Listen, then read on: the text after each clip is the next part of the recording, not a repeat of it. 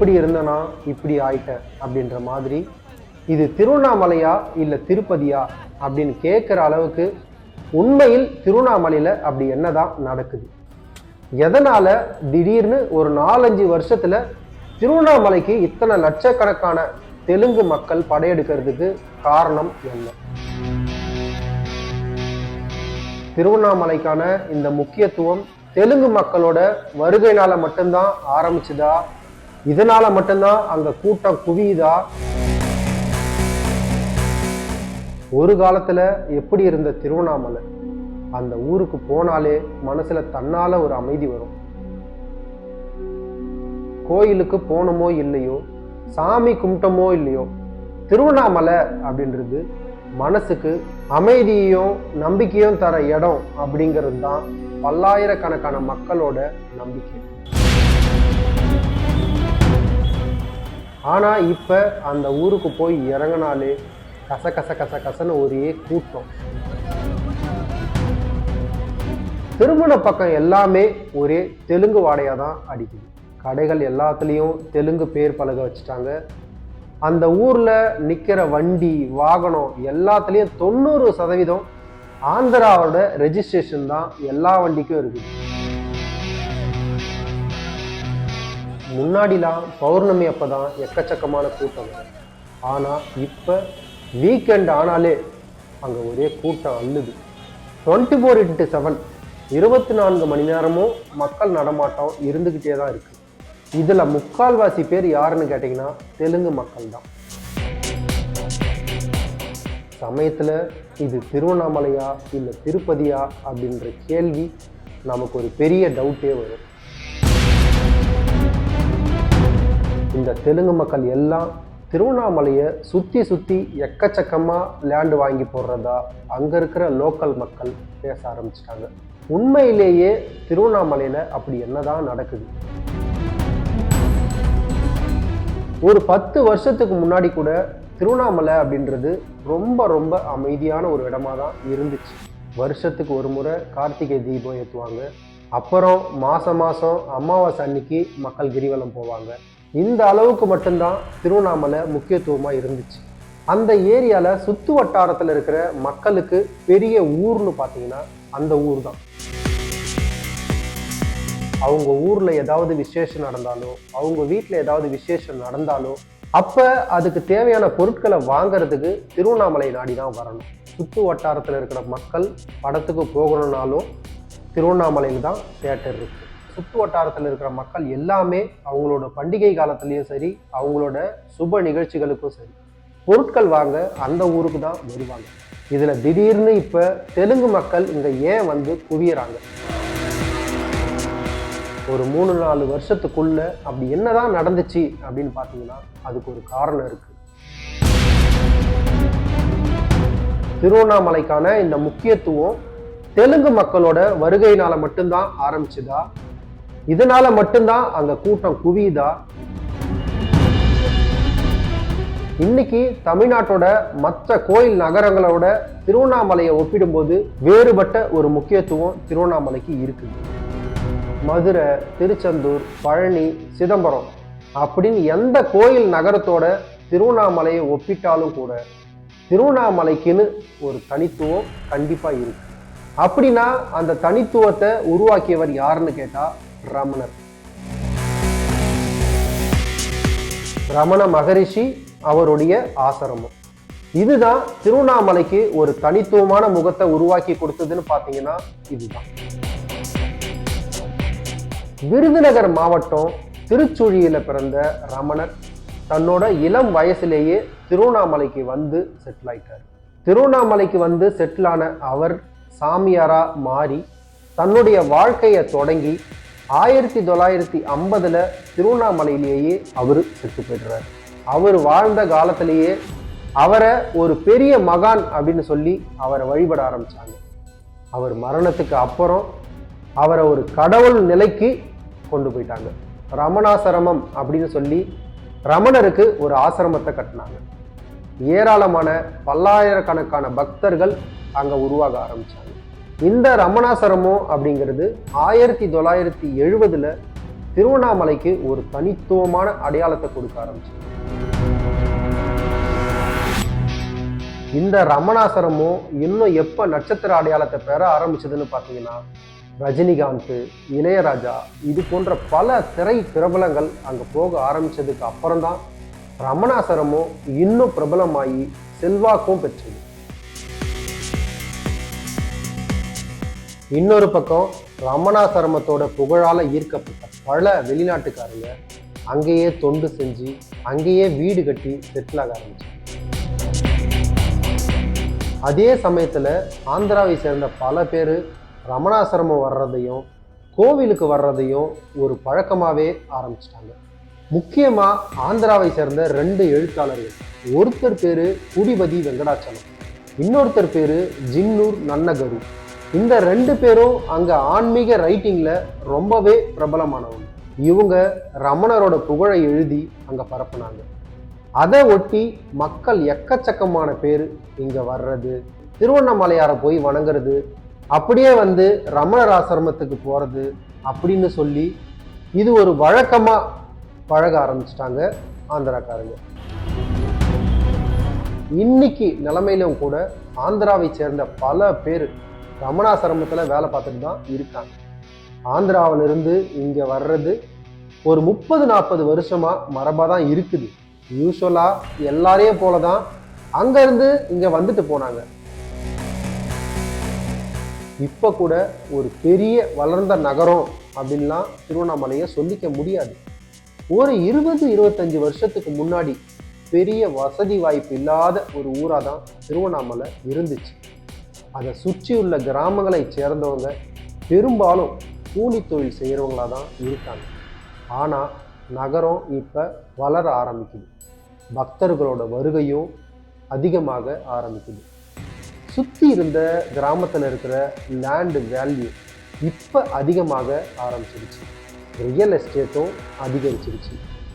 இது எல்லாமே 2021-22க்கு அப்புறம்தான். ஏங்க கூமாப்பட்டிக்கு வாங்க, எங்க ஊர்ல தண்ணி சர்பத்து மாதிரி இருக்குங்க, ஏங்க எங்க ஊர் ஏரியாவை பாருங்க அப்படின்னு சொல்லி ஒருத்தர் வீடியோ போட்டாரு. அந்த வீடியோவை போட்டதுக்கு அப்புறம் தான் அந்த கூமாப்பட்டியே பிரபலமாச்சு. அதுக்கப்புறம் பார்த்தீங்கன்னா எக்கச்சக்கமான மக்கள் அந்த கூமாப்பட்டிக்கு கிளம்பி போக ஆரம்பிச்சாங்க. அதே போல 2021 வருஷத்துல இதே கூமாப்பட்டி மாதிரியே ஆந்திராவில் ஒரு ஆன்மீக சொற்பொழிவாளர் தொடர்ந்து வீடியோக்களை போட ஆரம்பிச்சார். அதுக்கு அப்புறம்தான் ஒட்டுமொத்த ஆந்திரா மக்களும் திருவண்ணாமலைக்கு படையெடுக்க ஆரம்பிச்சாங்க. அந்த ஆன்மீக சொற்பொழிவாளரோட பேர் என்னன்னு பார்த்தீங்கன்னா சிகண்டி கோட்டீஸ்வரர் ராவ். இவர் ஆந்திராவில் ரொம்ப ரொம்ப பிரபலமான ஒரு சொற்பொழிவாளர். இவர் ஒரு வீடியோ 2 வீடியோலாம் போட மாட்டார். எக்கச்சக்கமான வீடியோவை திருவண்ணாமலையை பற்றி பேசி வச்சிருக்காரு. அவர் என்ன மாதிரி வீடியோலாம் போட்டு வச்சிருக்காருன்னு பார்த்தீங்கன்னா, திருவண்ணாமலையில் இருக்கிற அருணாச்சலேஸ்வரர் தான் குலதெய்வம் போல, அங்க போனாதான் உனக்கு பிறவி பலனே கிடைக்கும் அப்படிங்கிற மாதிரி வீடியோ போட்டிருக்காரு. அது மட்டும் இல்லாம நீ போய் அண்ணாமலையாரை கும்பிட்டுட்டு வந்தாதான் நீ செஞ்ச பாவ புண்ணியம் எல்லாம் உன்னை விட்டு போகும், அப்பதான் உனக்கு நல்லது நடக்கும் அப்படின்ற மாதிரி ஏகப்பட்ட வீடியோ போட்டிருக்காரு. நீ கட்டாயம் வாழ்க்கையில ஒரு முறையாவது அங்க போயே ஆகணும் அப்படின்ற மாதிரி வலியுறுத்தி வற்புறுத்தி தொடர்ந்து எக்கச்சக்கமான வீடியோவை அவர் போட்டு வச்சிருக்காரு. இந்த இடத்துல ஒரு விஷயத்த நம்ம நல்லா புரிஞ்சுக்கணும். தமிழ்நாட்டுக்காரங்க மாதிரி ஆந்திராக்காரங்க கிடையவே கிடையாது. ஆந்திராக்காரங்களோட பக்தி பரவசத்துக்கெல்லாம் அளவே இருக்காது. கடவுள்னு வந்துட்டா எக்கச்சக்கமா செலவு பண்ணுவாங்க ஆந்திராக்காரங்க. அதனால ஒரு ஆன்மீக சொற்பொழிவாளரே சொல்லிட்டாரு, அவரே இப்படி சொன்னதுனால எல்லாரும் கிளம்பி திருவண்ணாமலைக்கு போங்க, அப்பதான் உனக்கு பாவை மோச்சனம் எல்லாம் கிடைக்கும் அப்படின்ற மாதிரி அவர் பேசி வச்சுட்டாரு. அவர் பேசினதுக்கு அப்புறம் தான் இங்க எக்கச்சக்கமான பேரு படையெடுக்க ஆரம்பிச்சாங்க.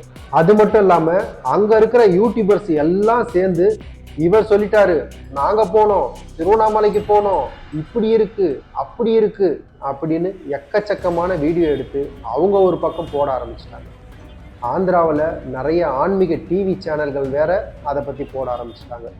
இவரோட வீடியோவை பார்த்துட்டு ஆந்திராவில இருந்து எக்கச்சக்கமான பேரு திருவண்ணாமலைக்கு குவிய ஆரம்பிச்சதும் திருவண்ணாமலை மக்களால ஒண்ணுமே பண்ண முடியல. ஆரம்பத்துல வீக்கெண்ட்ல தான் சில ஆயிரம் பேர் வந்துகிட்டு இருந்தாங்க, அப்புறம் 1,00,000 பேர், அப்புறம் 2,00,000 பேர் அப்படின்னு ஆரம்பிச்சு இப்ப இந்த 2-3 வருஷத்துல இது எந்த அளவுக்கு போயிருக்குன்னு பாத்தீங்கன்னா, ஒவ்வொரு வீக்கெண்ட்லயும் குறைஞ்சது 10 லட்சம் பேருக்கு மேல திருவண்ணாமலைக்கு வர ஆரம்பிச்சிட்டாங்க. அதுவும் இந்த பௌர்ணமி டைம்ல மக்களோட கூட்டம் 15 லட்சத்திலிருந்து 20 லட்சத்துக்கும் அதிகமான பேர் இங்க குவிய ஆரம்பிச்சாங்க. அதுக்கப்புறம் இந்த கார்த்திகை தீபம் வந்துச்சுன்னா போதும், ஆந்திரா கூட்டம் ஒரு பக்கம், தமிழ்நாடு கூட்டம் ஒரு பக்கம், இந்த திருவண்ணாமலை அப்படின்ற ஒரு சின்ன நகரத்துல ஆயிரக்கணக்கான மக்கள் வந்து குவிய ஆரம்பிச்சாங்க. சரி, சாமி கும்பிட தானே வராங்க, எந்த ஊர்ல இருந்து வந்தான்னு, ஆந்திராவில இருந்து வந்தான்னு, இல்ல எந்த தேசத்துல இருந்து வந்தான்னு அப்படின்னு கேட்கலாம். அதுல ஒன்றும் பிரச்சனை இல்லை. இப்போ அங்க திருப்பதி இருக்குது, இங்க இருந்து எத்தனையோ பல ஆயிரக்கணக்கான பேரு அங்க போறாங்க, திருப்பதிக்கு போய் சாமி கும்பிடுறாங்க, சபரிமலைக்கு போறாங்க, மாலை போட்டுட்டு அங்க சாமி கும்பிடுறாங்க. அந்த அடிப்படையில அந்த மக்கள் இங்க உள்ள திருவண்ணாமலைக்கு வர்றதுனால என்ன ஆயிட போகுது, அதனால ஒரு தவறும் இல்லையே அப்படின்னு சொல்லலாம். ஆனா இதுல சில நடைமுறை சிக்கல் இருக்கு. முதல்ல திருவண்ணாமலைங்கிறது ரொம்ப சின்ன ஊர், நடுவுல மலை, மலையை சுத்தி ஊரு, சின்ன சின்ன ரோடுங்க தான் இங்க இருக்குது. இதுதான் இந்த ஊரோட அம்சம். இப்படி இருக்கும்போது இந்த ஊருக்கு லட்சக்கணக்கான மக்கள் திடீர்னு வந்து குவிஞ்சா அவ்வளவு பேரை தாங்குற அளவுக்கு அங்க கட்டமைப்பும் இல்லை, கட்டமைப்பு வசதிகளும் இல்லை. இந்த சின்ன ஊர்ல அவ்வளோ வாகனங்கள் வந்தா நிறுத்துறதுக்கான இடமே இல்லை. இந்த போக்குவரத்து நெரிசல் தான் தாங்க முடியாத அளவுக்கு கூட்ட நெரிசலை உண்டாக்குது. இந்த பக்கம் போகக்கூடாது, அந்த பக்கம் போகக்கூடாது, ஏகப்பட்ட ரூல்ஸ் போடுறாங்க. உள்ளூர் மக்களுக்கு அது ஒரு பெரிய பிரச்சனையாவே இருக்கு. ரெண்டாவது முக்கியமான விஷயம் என்னன்னா, இங்க வர தெலுங்கு மக்கள் ஏதாவது ஒரு வண்டியை பிடிச்சிதான் போகணும். அப்படின்னா இங்க வர பெரும்பாலானோர் அங்க இருக்கிற ஆட்டோல ஏறி போறாங்க. இதனால அங்க இருக்கிற ஆட்டோக்காரங்க என்ன பண்றாங்கன்னா ரேட்டை ஏற்ற ஆரம்பிச்சிடுறாங்க. இந்த ரேட்டு ஏறுறது அங்க இருக்கிற லோக்கல் மக்களுக்கு பெரிய சிக்கலா மாறிடுது. இவங்க எவ்வளவு கேட்டாலும் எடுத்து கொடுத்துட்றாங்க ஆந்திராவில இருந்து வர மக்கள். ஆனா இங்க கூலிக்கு போற அந்த ஊர் மக்கள் அவங்க கொடுக்குற மாதிரியே இந்த ஆட்டோக்காரங்க எதிர்பார்க்கறாங்க. இன்னொரு முக்கியமான பிரச்சனை வீட்டு வாடகை. முன்னாடிலாம் 3000 4000, அதிகபட்சமா போனீங்கன்னா 5000 ரூபாய்க்கு சூப்பரான வீடு கிடைக்கும். ஆனா இன்னைக்கு இந்த 3-4 வருஷத்துல பாத்தீங்கன்னா வீட்டு வாடகை எக்கச்சக்கமா ஏறி போச்சு. இவங்க அதிகமா வர ஆரம்பிச்சதுக்கு அப்புறம் அவங்களோட வீடுகளை ஹோம் ஸ்டேவா மாத்த ஆரம்பிச்சிட்டாங்க. அங்க வசிக்கும் லோக்கல் மக்கள் அங்க இருக்கிற வீட்டை வாடகைக்கு விட்டா ஒரு மாசத்துக்கு 5000 6000 வரைக்கும் தான் கிடைச்சிட்டு இருக்கு. ஆனா அதுவே இப்ப அதை ஹோம் ஸ்டேவா மாத்தி கொடுக்கறதுனால அவங்க லட்சக்கணக்கா சம்பாதிக்க ஆரம்பிச்சாங்க. அதனால எந்த பக்கம் திரும்பினாலும் இப்ப திருவண்ணாமலையில ஹோம் ஸ்டே தான். இதனாலேயே மக்களுக்கு வாடகைக்கு வீடு கிடைக்கிறது ரொம்ப ரொம்ப கஷ்டமா போச்சு. இப்படி அவங்க வந்து குவியறதுனால இன்னொரு பக்கம் பெரிய பிரச்சனை உண்டாச்சு. அங்க இருக்கிற ரியல் எஸ்டேட் அதிகமாக ஆரம்பிச்சது. தெலுங்குக்காரங்க இங்க வர ஆரம்பிச்சதுக்கு அப்புறம் தான் ரியல் எஸ்டேட் மூலமா நிலங்களை வாங்கி குவிக்கிறாங்க அப்படின்ற இன்னொரு கம்ப்ளைண்ட்டும் இங்க வர ஆரம்பிச்சது. அது உண்மைதான். ஆனா அது இப்போ ஆரம்பிச்சது இல்லை. ரமணாசிரமம் எப்ப பாப்புலரா ஆக ஆரம்பிச்சதோ, அதாவது 30-40 வருஷத்துக்கு முன்னாடியே தெலுங்கு மக்கள் இங்க வந்துட்டு தான் இருந்தாங்க, நிலத்தை வாங்க தான் ஆரம்பிச்சாங்க. ஆனா அப்பெல்லாம் இல்லாத அளவுக்கு இப்ப இந்த 3-4 வருஷத்துல தான் இங்க லேண்ட் வேல்யூன்றது அந்த அளவுக்கு ஜாஸ்தியா உயர ஆரம்பிச்சு. அப்படி அவங்க இங்க நிலம் வாங்குறதுனால இங்க என்ன நடக்குதுன்னா, இங்க லோக்கல்ல இருக்கிற புரோக்கர் போயிட்டு அவங்கள கூட்டிட்டு வந்து இங்க நிலம் இருக்கு, அங்க நிலம் இருக்கு, இங்க வந்து பாருங்க, அங்க வந்து பாருங்கன்னு கூட்டிட்டு போய் காட்டி ரேட்டை ரொம்ப ஏத்தி விட்டுறாங்க. இப்ப பொதுவா எல்லாரும் என்ன நினைப்போம், நம்ம சொந்த ஊர்ல, நம்ம பூர்வீக ஊர்ல ஒரு வீடாச்சும் கட்டணும், அதுதானே எல்லாருடைய ஆசையாகவும் இருக்கும். அப்ப திருவண்ணாமலையே பூர்வீகமாக கொண்ட மக்கள் வேற எங்கேயோ ஒரு ஊர்ல சம்பாதிச்சுட்டு அங்க வேலை செஞ்சு நம்ம ஊர்ல போய் கண்டிப்பா ஒரு வீடு கட்டுவோண்டா அப்படின்ற எண்ணத்தோட இங்க வரும்போது ஒரு அரை கிரவுண்ட் இடம் கூட அவங்களால வாங்க முடியாத அளவுக்கு எக்கச்சக்கமான ரேட்டு, எக்கச்சக்கமான வளர்ச்சியை திருவண்ணாமலை அடைஞ்சிருக்கு. எல்லாத்தையும் தாண்டி தெலுங்கு மக்களோட வருகையினால ஆல்ரெடி சாமி கும்பிட்டுட்டு இருந்த தமிழ்நாட்டு மக்களோட நிலைமை இப்போ கேள்விக்குறியாயிருக்கு. அங்க இருக்கிற லோக்கல் மக்கள் வாரத்துக்கு ஒரு முறை தான் அந்த கோவிலுக்கு போய் சாமி கும்பிடுறத வழக்கமா வச்சுட்டு இருந்தாங்க. இப்ப அப்படிலாம் எங்களால கோவிலுக்குள்ள போக முடியல, தினசரி அங்கிருந்து எக்கச்சக்கமான கூட்டம் குவியறதுனால நாங்கெல்லாம் கோயிலுக்குள்ளேயே போக முடியல, சாமி கும்பிட்டே பல வருஷம் ஆகுது அப்படின்ற மாதிரி அங்க இருக்கிற மக்கள் புலம்புறாங்க.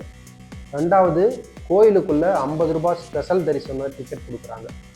அந்த டிக்கெட்டுக்கு மட்டும்தான் ஆட்களை உள்ள இப்பெல்லாம் விடுறாங்க.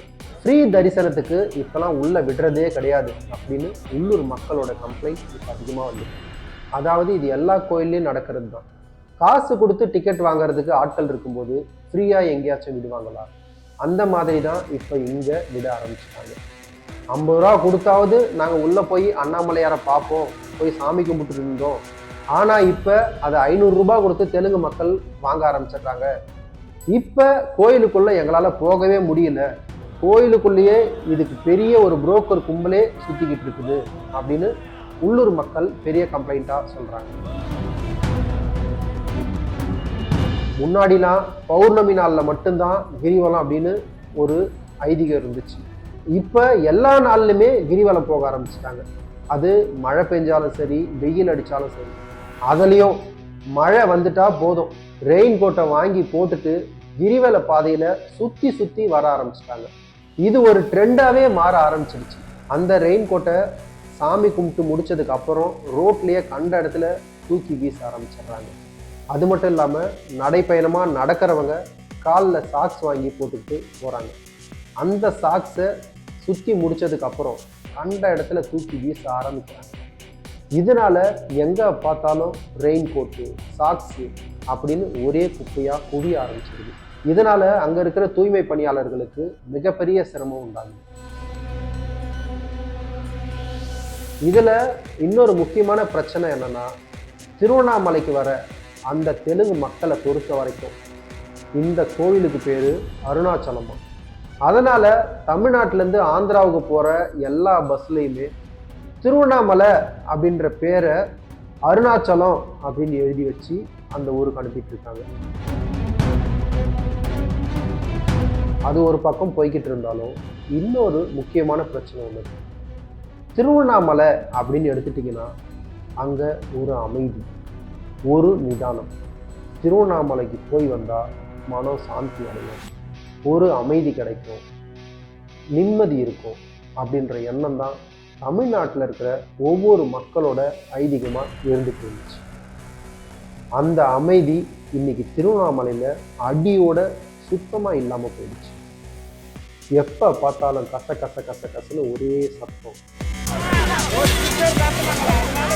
சரி, இதுக்கு நம்ம என்னதான் பண்ணுறது? அப்போ ஆந்திராவிலேருந்து வர மக்களை நம்ம வரக்கூடாதுன்னு சொல்ல முடியுமா? அப்படி சொல்லவே முடியாது, அப்படி சொல்லவும் கூடாது. இப்போ எத்தனையோ பேர், ஆயிரக்கணக்கான மக்கள் திருப்பதிக்கு போகிறாங்க, சபரிமலைக்கு போகிறாங்க. அதே மாதிரி தான் இங்கே திருவண்ணாமலைக்கும் வராங்க அப்படின்னு நம்ம எடுத்துக்கோம். இப்போ அது நமக்கு பிரச்சனை இல்லை. இந்த சின்ன ஊரில் ஆயிரக்கணக்கான லட்சக்கணக்கான மக்கள் குவியறதுனால அங்கே இருக்கிற மக்களுக்கு பிரச்சனை ஏற்படுது. ஒரு நீண்ட நோக்கத்தை கருத்தில் கொண்டு தமிழ்நாடு அரசு அங்கே வர மக்களுக்கான அடிப்படை வசதிகளையும் கட்டமைப்பையும் ஏற்படுத்தி கொடுக்கணுன்றது தான் நம்மளோட எண்ணம். இன்னொரு நல்ல விஷயமாகவும் இதை நம்ம எடுத்துக்கலாம். இவ்வளோ காலமாக இங்கேருந்து மக்கள் திருப்பதிக்கு போய் பணத்தை அள்ளி கொட்டுன்னு கொட்டினாங்க. ஆனால் இப்போ திருவண்ணாமலைக்கு வந்து அந்த மக்கள் பணத்தை போடுறாங்க அப்படின்ற மாதிரி கூட நம்ம இதை எடுத்துக்கலாம்.